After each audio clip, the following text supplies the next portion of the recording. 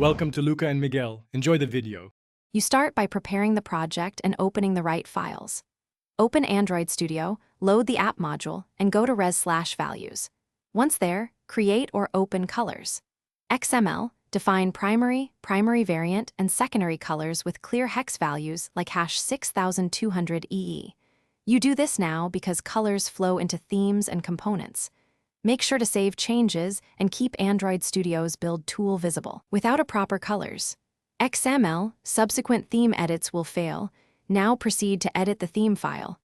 Now edit the theme files to map your colors to UI roles, open themes, XML or styles. XML and replace hard-coded hex values with color resource names.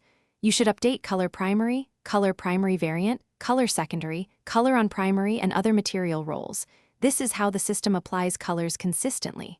Once done, add a values night folder and create a dark colors XML to define alternate values for dark mode. Make sure to validate attribute names.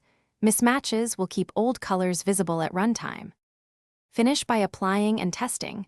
Rebuild the project and run the app on an emulator or device. Inspect screens and components to confirm primary, secondary, and surface colors appear as expected.